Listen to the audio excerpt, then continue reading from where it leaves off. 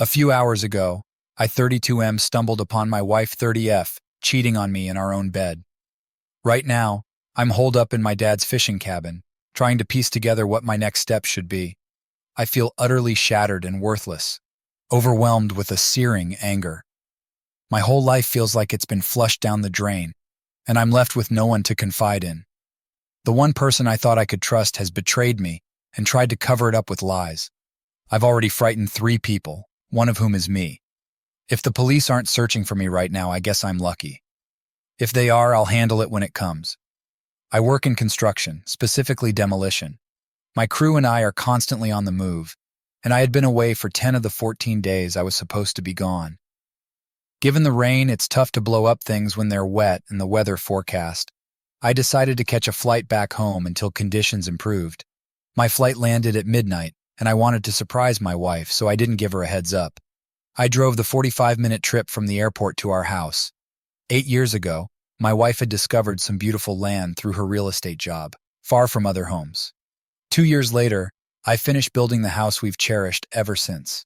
With a 4-car garage, seeing any cars parked out front is unusual, so a black SUV I didn't recognize immediately made my heart drop. The moment I saw that SUV, I knew something was wrong. Despite having no inkling of trouble in our marriage, we hadn't fought. Our sex life was great and frequent. I just knew what I'd find when I walked through that door. If the SUV had belonged to one of her relatives visiting, she would have mentioned it. I hoped, against all odds, that it might belong to a female coworker who had a bit too much to drink and needed to crash. But that would have been highly unusual. I sat in my car outside for at least 15 minutes, contemplating. I parked my car just inches from the SUV's driver's side, next to a retaining wall. Anyone trying to leave wouldn't be able to do so without my say-so or by breaking a window.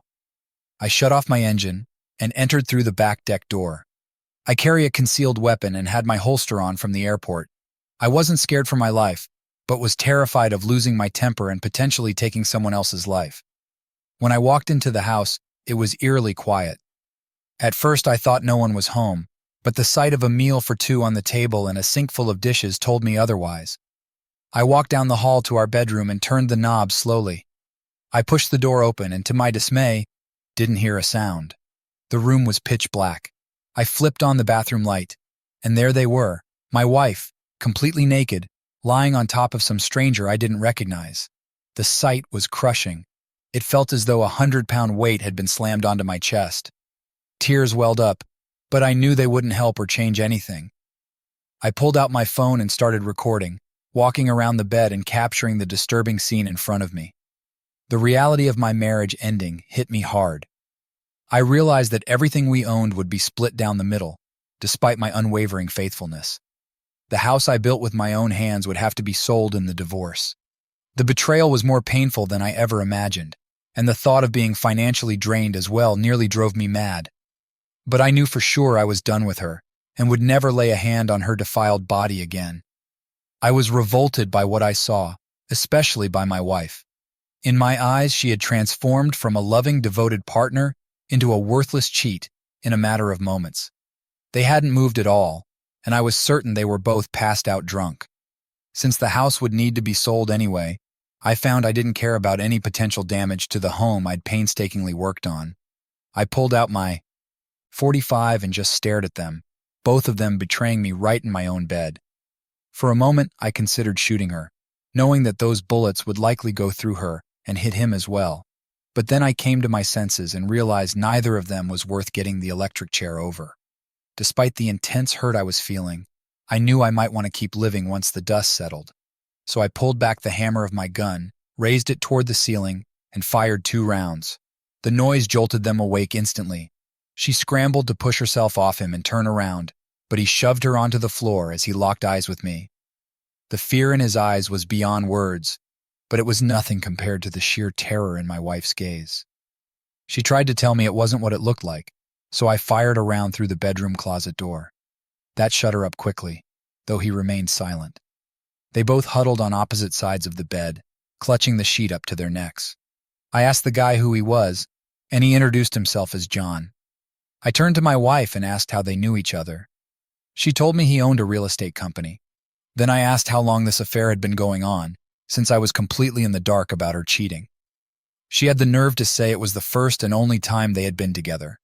I responded by firing 2 rounds into the bed's headboard between them. They both started crying and begging me to stop, so I asked again. John finally admitted it had been 6 months. It pissed me off, but at least I had the truth.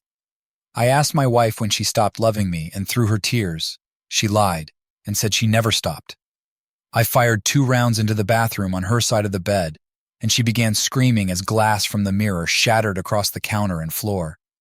I told her she was a lying, worthless whore and that I was done with her lies. She was clearly having a panic attack, and honestly, I didn't care at that moment. I asked John if he was married. He said he was. I then asked if he had children who would miss him, and he swallowed hard before admitting he had 2 kids. I told him I was grateful he showed me what kind of person my wife really was before we had kids of our own. But I asked him if it was worth losing his wife and children over a fling with a cheating slut. He begged me not to tell his wife. I told him to shut up, as at that moment, he had about a 50% chance of ending up a widower. For the next 15 minutes, I paced at the foot of the bed with my gun drawn, trying to figure out what to do next. I knew keeping them there could be considered hostage-taking, and eventually, I would have to let them go. I told my wife to get up and fetch her car keys. She got out of bed and started to pick up her clothes from the floor to put them back on. I told her to stop. She didn't need clothes, just the keys. She walked down the hall and returned with her keys, handing them to me while still crying. I took the house key off the keychain and told her she wouldn't be needing it anymore. I knew she might protest and argue about legality, and she would be right legally. But at that moment, with a .45 in hand, legal arguments seemed pretty irrelevant. I then instructed John to stand up, get his keys and wallet out of his pants, and follow me. I led him outside to his car, where I repeatedly punched him in the face until blood streamed from his nose and mouth. After moving my car so he could get into his SUV, I returned to grab his keys. I told John to stand up and made it clear that he had 2 options. He could go home right away and confess everything to his wife, or she'd be hearing from me within 48 hours with all the evidence of his infidelity that I'd recorded. I also told him he had 45 seconds to leave my property, or a coroner would be the one escorting him off. The fact that he was still naked seemed like a minor issue at that point. He scrambled into his car and sped off before I even reached 25. When I went back inside, I found my wife wearing a robe and sitting at the kitchen table. I headed to the bedroom, grabbed her cell phone, and brought it to her in the kitchen. I asked if she wanted to call her parents or her sister to pick her up. She declined. I even offered her the chance to call the police, which she also refused, probably hoping for some discussion to clear the air. I cut her off and told her we were done for good, as far as I was concerned. I made it clear that our home was no longer her home and that she needed to leave immediately. I told her that my feelings for her had completely vanished after what she'd done and there would be no second chances. She started apologizing, crying, and begging, but 2 rounds fired into the double oven and 1 into the fridge quickly silenced her. Having no neighbors within 2 miles has its perks. I told her that at that moment, I couldn't care less if I lived or died, and that her actions had utterly destroyed me. I explained that the love I once had for her turned to hatred the instant I saw her and John together in bed. If I could have just erased her from existence and my memory like Thanos, I would have. I said I was barely holding it together with how much I loathed her. It was best for her to go to the garage, get in her car, and drive away forever. Through her tears, she complied, went to the garage, got in her car, and drove off. That was around 5 hours ago. Realizing I might have committed a crime or 2 with my reaction, I didn't want to face any cops that might show up. I turned off everything, locked the doors, and went back to my car. My dad has a fishing cabin that he and his friends use frequently. I drove there and used the hidden spare key to let myself in. It was way too early to call anyone when I arrived. I decided I needed a drink, and am now about a quarter of the way through a bottle of my dad's Balvenie scotch. Dad's going to be furious when he finds out, but I'll explain what my wife did. Plus, I'm pretty sure it's the bottle I bought him for his birthday last month. I honestly have no idea what to do next. I can't comprehend why anyone would want to reconcile with a cheating spouse. All I know is that I want a divorce, one that's in my favor and as swift as possible. She doesn't get to choose me again. I'm a person, not a prize at a carnival. I want her out of my life and every trace of her erased. I never want to see or hear from her again. Can lawyers handle everything?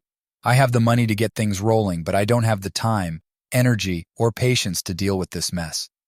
8 years of marriage, completely down the drain. 8 years that now feel like one enormous lie. After what I just witnessed, how can I trust anything she ever said to me? 8 years wasted on a deceitful, vile person. Part of me wishes I just shot them both and ended it all. But that might be the Scotch talking. God, I need to get tested to make sure that cheating whore didn't give me anything. Actually, now that I think about it, I've wasted a decade on her. Her actions have completely invalidated my life and nullified any value in those years. The only thing I'll take away from this marriage is that honesty and loyalty are relics of the past. The only thing that's permanent in relationships now is herpes. That shit is forever. Love and marriage? All lies. I'm feeling incredibly low right now. I'm sure some people are already judging me for reacting with violence and threats. I know others will criticize me for using my gun. I didn't shoot anyone, and the bedsheets were already ruined before I fired a shot. If bullet holes decrease the house's value by a few thousand, I can live with that. I just can't handle this anymore. Part of me wants to just end it all. The life I had is gone, and it's not coming back, even if I wanted it to. People will say I dodged a bullet ironically by not having kids with her and discovering her disloyalty. It doesn't feel like that right now. I swing from uncontrollable crying to a rage I've never experienced before. I'm stuck between facing this reality or ending it all, and right now, the latter seems like the more appealing option. Maybe if I pass out and get some sleep, things won't seem so dire, but I doubt it. The weather forecast suggests things will clear up enough for work in a few days, so I'll need to catch a plane the day before. I'm not thrilled about the region we're working in for various reasons, but part of me wants to stay there after the job is done and not come back. I'm also contemplating where I might start over, if I even want to start over at all. How do I choose a lawyer? Is there some rating system online, like Yelp, for legal services? I despise lawyers, probably the sleaziest profession out there. I need to find the toughest lawyer I can. The person I devoted myself to is gone forever, and tonight I learned she never really existed.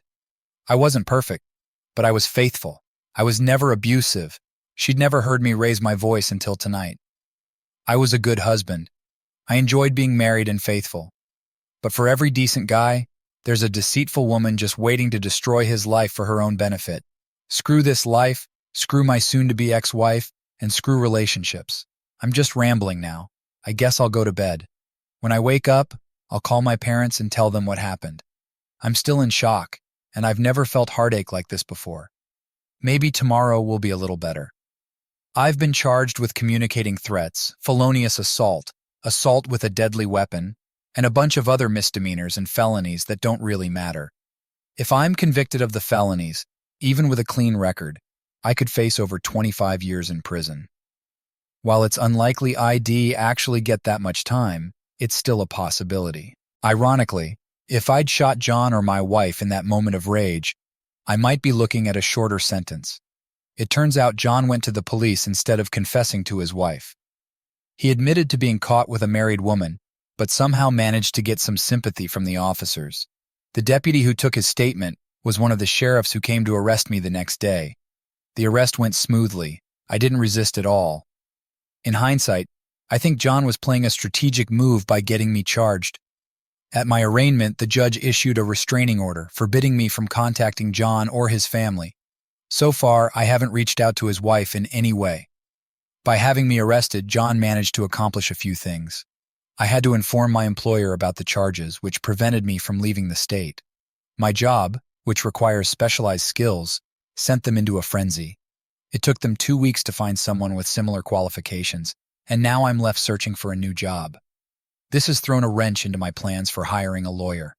Before I could even think about a divorce attorney, I had to focus on finding a defense lawyer. Just 2 days ago, I was served with divorce papers. It's clear my wife is out to take me for everything I have. We haven't spoken since that night. She's called and texted, but I haven't read or responded to anything.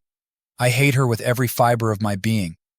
I don't see how I'll ever move past this or get anywhere near my old life back. I've been staying with my parents, who have been incredibly supportive. but there's not much anyone can say or do given the situation. Everyone's so focused on the criminal charges and avoiding jail time that the fact I've lost my wife in future has taken a back seat, even with the divorce papers. I've heard my mom crying in private, and it's tearing them up too. They shouldn't be worrying about their son ending up in prison. They should be enjoying their retirement. I feel like I've not only ruined my own life but theirs as well. I'd be damned if someone didn't destroy it all for me. Most days I'm holed up in my old room, waiting for the next bad news. I suspect my wife might be helping John or the police against me in court, though I have no idea what's really going on in her head. If she hates me as much as I hate her, maybe she's just giving me what I deserve. I wish I had better news.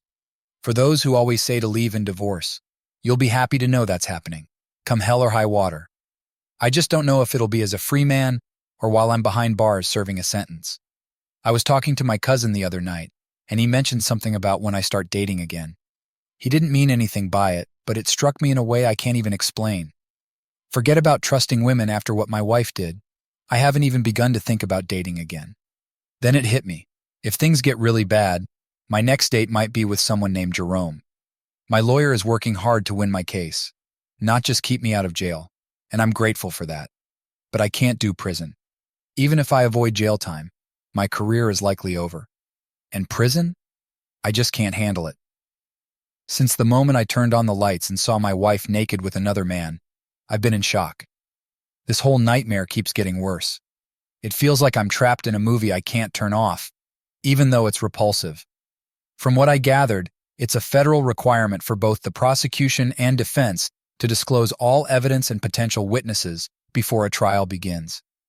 My lawyer's decision to keep the footage of my soon-to-be ex-wife and John in the act a secret was strategic. It wasn't exactly a trial, but more of a preliminary hearing with a judge overseeing things. My lawyer presented a USB drive as evidence, though the footage was actually on a tablet. Apparently, John either didn't know I had proof or simply forgot I'd mentioned it. I remember putting my phone away after recording them before I drew my gun, so neither he nor my wife ever saw it. John chose not to testify, and the charges were dropped. His father is a retired judge and he runs a business. He couldn't afford to have that footage presented in court or become public knowledge with his name attached. So I really lucked out. My lawyer was confident she could have convinced a jury of my innocence, but avoiding any charges or trial is even better. John left the courtroom before I was allowed to go. As soon as I turned on my phone, I saw a flurry of missed texts and calls from an unknown number I assumed was from my wife. I didn't read or respond to any of them, but I was pretty sure she'd just discovered I had video evidence.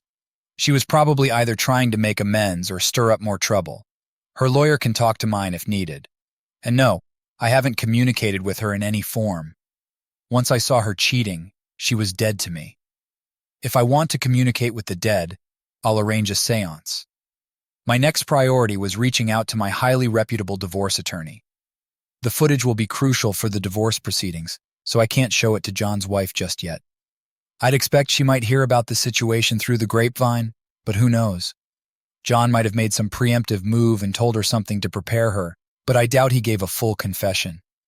My parents were relieved when I called them with the unexpected good news. We all thought this would drag out into a trial, so the hearing's outcome was a pleasant surprise. Now I'm shifting focus to the divorce, and my lawyer has filed the necessary paperwork. This is not going to be the easy win my soon-to-be ex-wife expected.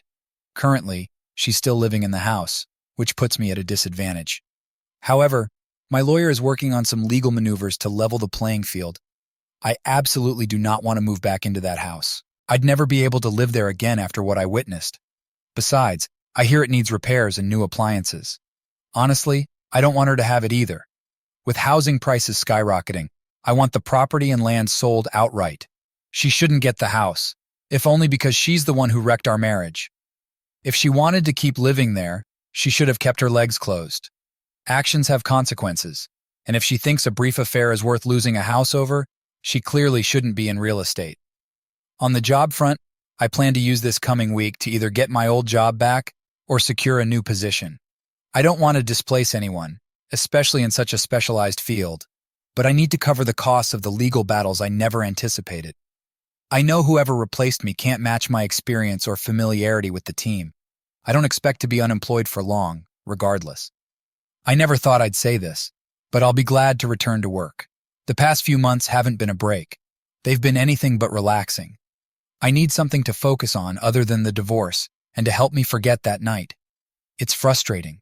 Beyond just the money spent on legal fees, it's the wasted time, the lies I believed, the deceit. I thought I knew her, but I didn't. It's disturbing to realize how I acted over someone I never truly knew. If you're going to go to extremes, let it be over someone worthy and genuine. For someone who deceived you and never cared, it's not worth the energy or the regret. Learn from my experience. It isn't worth it. Honest communication could have changed everything, but that ship has long sailed. My soon-to-be ex-wife keeps reaching out, but the time to communicate was before she betrayed me. I'm considering starting over somewhere not too far from my parents, but distant enough to avoid running into my ex or her affair partner. I dislike big cities, but small towns have their own drawbacks. I made good money before and will again. Starting fresh with everything new is appealing after these months of chaos. I just can't pinpoint where I want to go. I only know I need to leave this place. I'm thankful we didn't have children. The thought of having a child forever linking me to someone who treated me so poorly would be unbearable. I love kids and still hope to have them someday, but I'm relieved it won't be with someone capable of this betrayal. At least I know I can rebuild my life and career.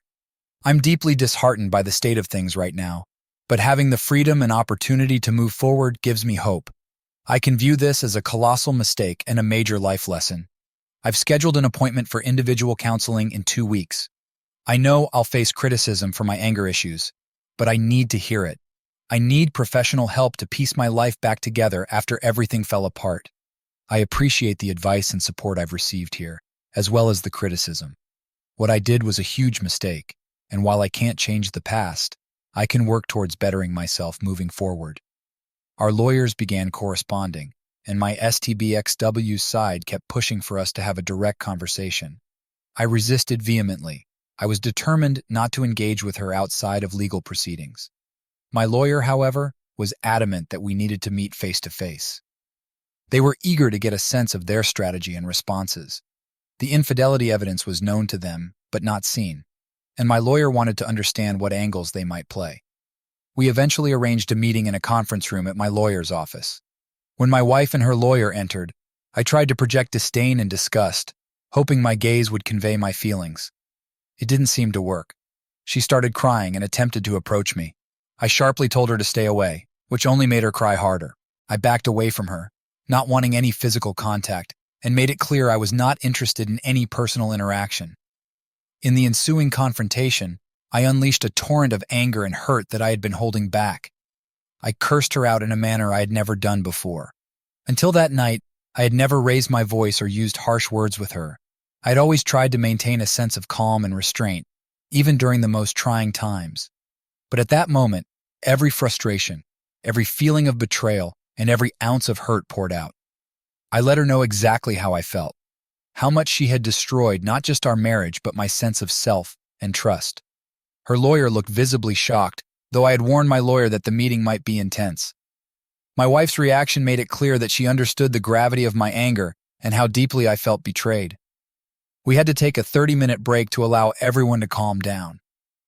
When we reconvened, my wife requested a private conversation with me, hoping for some unfiltered dialogue. I listened, though I was emotionally drained and struggling to keep my composure.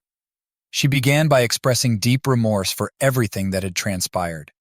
She said she was sorry for the hurt she had caused and regretted not being able to communicate with me. It was clear she was trying to make amends, but I was not ready to forgive her, nor did I want to. Then she shifted gears and brought up our property. She revealed that our land had the potential to become highly valuable in the near future.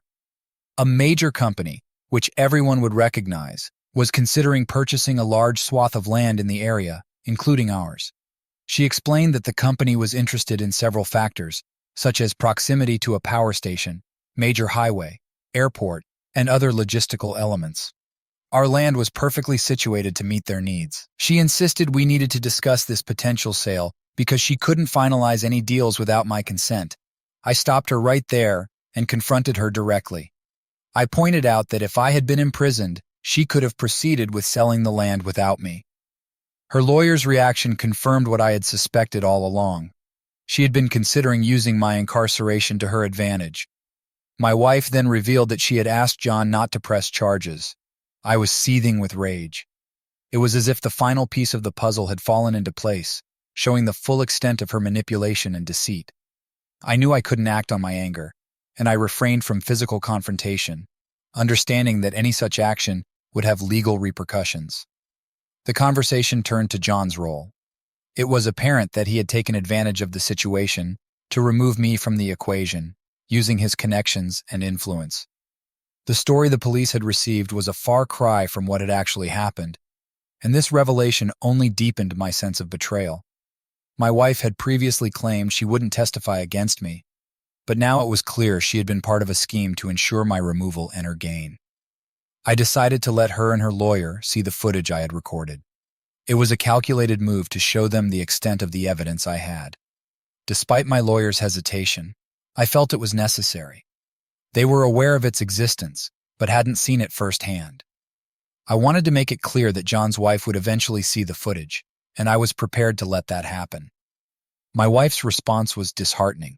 She argued that showing the footage would result in significant financial loss for me, losses that could outweigh my potential earnings from my job. Her justification was that she had acted out of some twisted notion of doing it for us, which led to another heated argument. Her claim that her actions were somehow beneficial was infuriating and nonsensical, adding fuel to the already burning fire. The discussion about the land was a bittersweet revelation. While it opened up the possibility of a lucrative sale, it was intertwined with the painful memories and deceit I had endured. Both lawyers were intrigued by the land's potential value, understanding that this issue would need to be resolved eventually.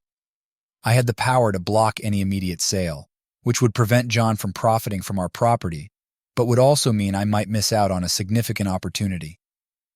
My STBXW's actions had complicated everything, and while I had the upper hand in the negotiations, it was a bitter victory marred by the personal cost of betrayal. As the meeting concluded, I was left with a sense of both relief and frustration. I had managed to assert my position, but the emotional toll and the complexity of the situation remained overwhelming. The prospect of moving forward with my life while dealing with the fallout of my STBXW's actions was daunting, but I knew I had to focus on resolving these issues and rebuilding my future. When I went back to the meeting, my wife launched into an explanation about how everything began. It turned out that her affair with John was more calculated than spontaneous. She was involved in one of those parade of home showings, where different homes are displayed for prospective buyers. John's agency was representing 2 of the homes at the event, and they already knew each other from working in the same real estate circles. John approached her with a casual question about our satisfaction with our current home. From there, he pitched an idea about acquiring business and manufacturing sites.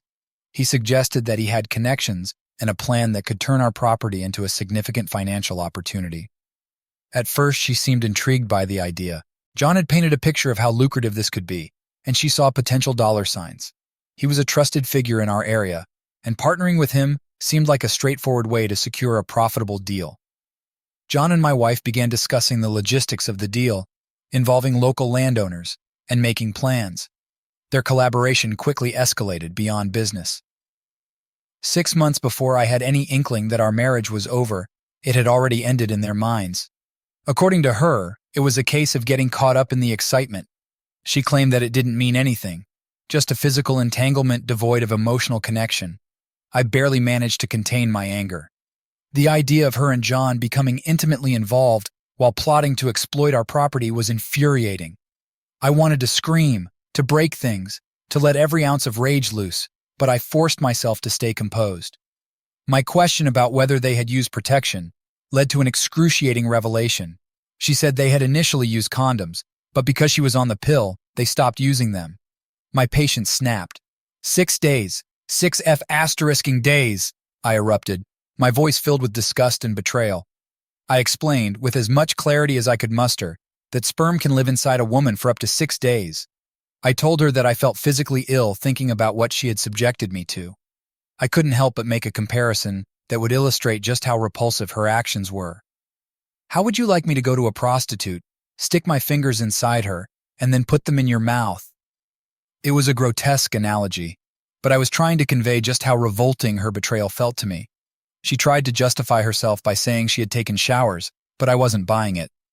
Unless you were standing on your head and rinsing out, you're a nasty cell, I told her, unable to hide my revulsion. It was clear that she had underestimated the depth of my disgust and anger. She wondered why I looked at her with such contempt. I told her it was because I felt utterly revolted. The entire situation had made me physically ill, and I was done with the discussion. The very thought of what she had done with John, and the implications it had for me, was too much to bear. I needed to leave the room and clear my head. I spent the rest of the day in a haze of anger and despair. I went out and drank heavily for the first time since my dad's cabin after party. Despite the anger and bitterness, there was a small part of me that should have felt relief. I was about to get my job back, start anew, and potentially benefit from the land deal, but the emotional toll was overwhelming. The legal wrangling had been exhausting. 3 lawyers had been involved in drafting an agreement that would ensure an even split of the divorce assets. We could not finalize the divorce until the land was sold or the deal fell through, but the agreement was in place, and the marriage was officially over. It wasn't like I was eager to dive back into dating or finding a new partner. I had effectively ghosted her, avoiding any direct communication. I didn't have to deal with her on a personal level, which was a small comfort. However, the fact that our lives were still entangled in any way bothered me deeply. I was barred from contacting John's wife or sharing the footage of my wife's infidelity with her family. It was infuriating that my ability to seek some form of justice or closure was being restricted by legal agreements. Despite everything, there was a glimmer of hope. I had secured my job back and was starting at a new site next week. There was even talk of having the charges John had brought against me sealed from my record. I was grateful that my criminal record was clean, but the emotional scars would take longer to heal. The reality of my situation was sinking in. My life had been irrevocably altered, and I had a long road ahead to rebuild and move forward. I'm still grappling with her excuses and her nonchalant attitude about them. The fact that I was away for 10 days at a time never seemed to arouse my suspicion. Our sex life remained constant throughout, which now feels like a sick joke. Her actions have left me with a vivid and disturbing analogy. Every kiss she gave me, every touch, was like having a stranger's spit in my mouth. John and my wife's behavior was akin to licking a hobo's ass in a filthy alley. It's repulsive beyond words. The idea that she could casually bounce between 2 men without any sense of emotional attachment is incomprehensible to me. I had ample opportunities to cheat over the years, but remained faithful, driven by loyalty and respect. The notion of sleeping with someone whose recent partners might be numerous and unknown is horrifying. Condoms are not a foolproof solution. They break, and they don't guard against everything. True safety in relationships comes from mutual fidelity and trust, which is shattered when one person betrays the other. I'm fortunate to have escaped from this mess without facing even worse consequences. As it stands, we're looking at a timeline stretching into next year before everything can start moving forward. I'll be working as hard as ever, but I won't have a home to return to. She'll stay in the house until it's sold, covering all related costs. The house will be demolished after the sale, as the land is largely undeveloped. The logistics make moving the house miles away impractical. When it's time for me to sign paperwork, I'll be given notice and will show up to complete it. After that, our paths will diverge faster than my wife's legs for a $100 bill, and I'll have cash in hand to move on. But the damage she's done to me is profound and unjust. She's tainted my name and self-worth just by being associated with me. It all brings me back to the first comment on my very first post. I know that not every woman is like my wife, and not every man is a scumbag like John. But it feels like people like them ruin it for everyone else. Why does it seem like genuinely loyal people with strong bonds never find each other? Most posts I see are about someone who got involved with a deceitful partner and the fallout that ensues. The idea of trusting someone again is nearly impossible now. The emotional wreckage she left in her wake is beyond measure, and I'm struggling to see anyone as worth the risk of repeating this betrayal. The reality is that she and I will divorce. The money from the land sale will be divided between us, and I will never see or speak to her again. That's the end of the story, though it's on indefinite hold for now. I wish healing for all those who have been betrayed. as I wish it for myself. As of now, the land sale is projected for April or May. The industrial real estate agent has cleared many of the obstacles the company faced in purchasing the land. The timeline for clearing and building is still uncertain, but I'll have my money by then and won't care. The process is being expedited as much as possible. My wife continues to call and text occasionally, but I ignore all her attempts at contact. I don't believe she cares about me or ever did. Her ability to casually offer her body to others for their pleasure is something I find alien and revolting. The fact that she devalues herself so profoundly only deepens my sadness. I am done with relationships for the foreseeable future. I had always wanted children, but after her infidelity, I can't bring a child into this world with another unfaithful partner. I might consider surrogacy after the land sale, as women no longer need men to have children, and I don't need another disloyal wife. At least with surrogacy, I can ensure that my children will be raised with the moral and ethical standards that my ex-wife clearly lacks. The thought of any child being raised by someone like her is truly heartbreaking.